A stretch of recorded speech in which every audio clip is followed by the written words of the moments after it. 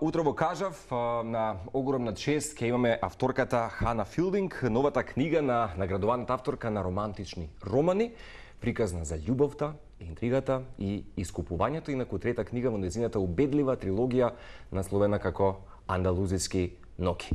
Добро утро за нашата прекрасна Хана Филдинг и секако наш пријател утрово во улога и на преведувач, нашата пријателка Сандра Јакасановска. Се надам дека не погрешив.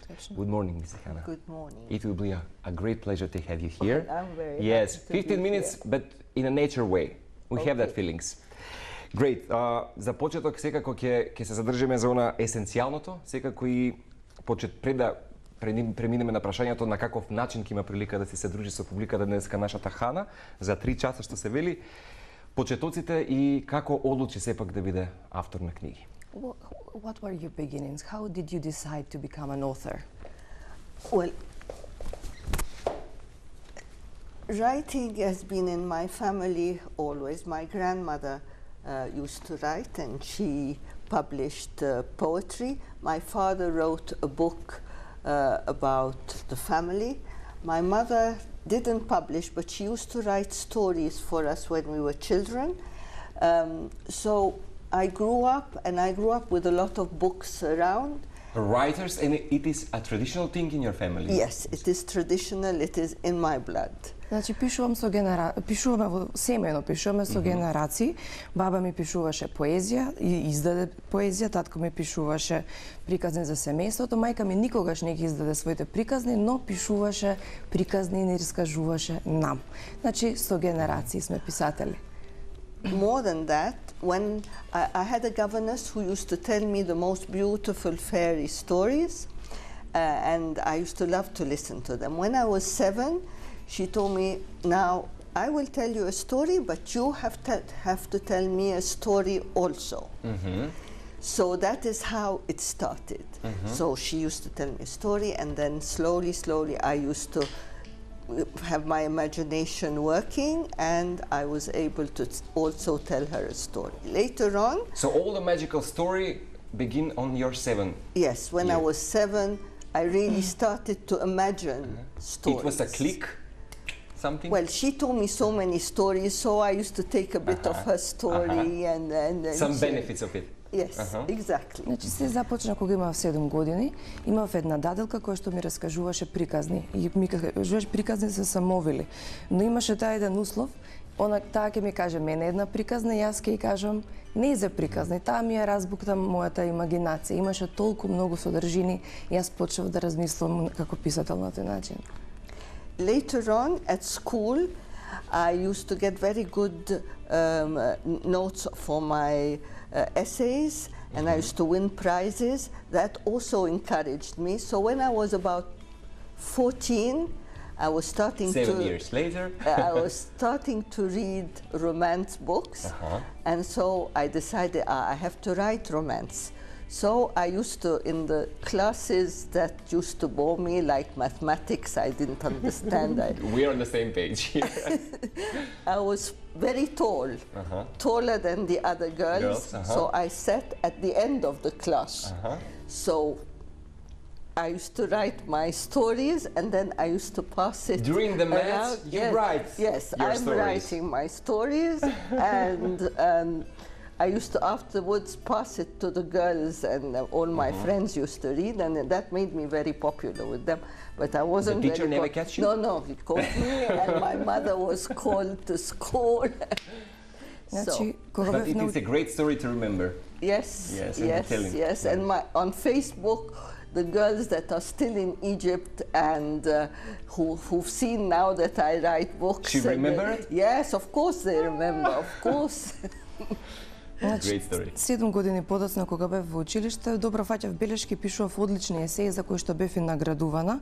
На 14 годишна возраст почнав да читам романтични книги и се инспирирав, дури и на часовите кои што не ги разбирав, предметите кои што не ги сакав, како што се математика, на пример, пишував приказни и ги праќав на ливчиња во низ целиот клас. Нормално дека ме фатија, нормално дека мајка ми беше повикана на училиште, имаше разговори. И интересното е тоа што моите соученички до ден денеска се сеќаваат и на Facebook. Можат да видат дека сум авторка, се сеќаваат на тие Интересно дека неизна соученичка од тоа Да. време се сетила и Да. пише на Facebook. So later on, when I got married, I didn't have time to write Sending anymore. greetings. I've always kept a diary, and I always keep a notebook in my bag.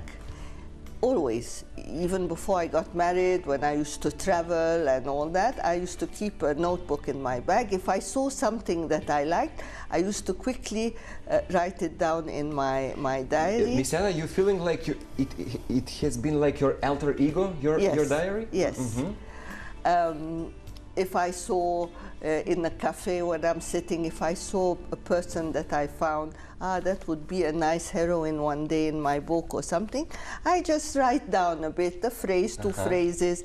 In the middle of the night, sometimes I wake up, I keep my book next to my bed, I wake up, I have a little torch so I don't wake him up, and I write whatever comes in my mind. Sometimes, not very often, less now And than during it in used the to. night hour, yes. Yes.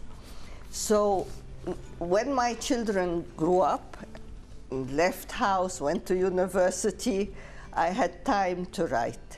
And at that time, my husband and I bought a house in France, which is much closer to Alexandria in the weather, and I mean in the south of France there's the sun, there's the Mediterranean, and that is what I love. And so inspiration came immediately, and so that is when I really started to write. To writing.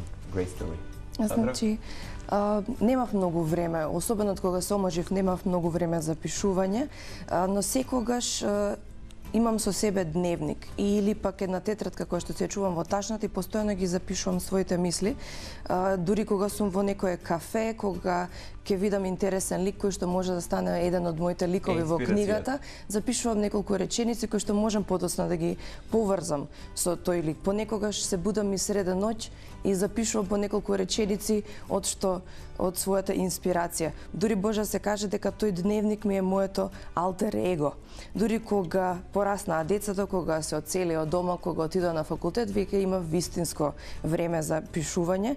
Во Франција купивме куќа и тоа климата каде што е куќата е многу поприближна до она што е во Александрија, по-медитеранска ми одговара и ми нуди вистинска инспирација за пишување. Одлично. And now you're based in the Great Britain. So, омилени патување на кои што би сакале да малку да ни објасни госпоѓата Хана и она што имавме прилика да прочитаме и од незините интервјуа периодов, во секоја книга од трилогијата на Андалузија, всушност, Ноќта главниот лик е силна жена и додека тие споделуваат некои сличности, исто така се и многу и различни. Кој од овие ликови е најкомплексен, всушност и во кој од оваа можеби жена најмногу се гледа Хана можеби себе си? Tell us something about your journeys in life and also about the characters in the book. They are strong women. Yeah. Which of them you identify with? Which of them is the strongest? How do you compare and contrast them? Right. It is normal that when I write, there is something of me in my heroines. Not the whole thing, not the whole character, but part of the character. And each character in each heroine of my books has something of Essential. me. Yes, they have something. For instance, Alexandra in Indiscretion, she is impulsive. I am impulsive. She is also quite confident in herself and courageous because she leaves her family like I left my family and I went traveling. She leaves her birth, right, and goes to Spain where she goes to her family that she doesn't know because she's half English and half Spanish. So she leaves England and she goes to Spain, which is a completely different culture. Yes. Completely. culture and society. It's the same with me.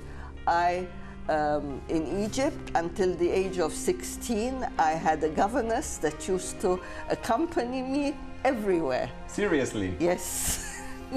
So when I went to Switzerland to study, and when after that I went to England, I was on my own. And leaving your family, it was a difficult time for you? I wanted to leave because it was necessary need. I needed to leave and travel because my family was not allowed to travel for many years because we had been monarchists, and my family had been in politics with the monarchists, and when the revolution came, we were put under sequestration and we couldn't travel.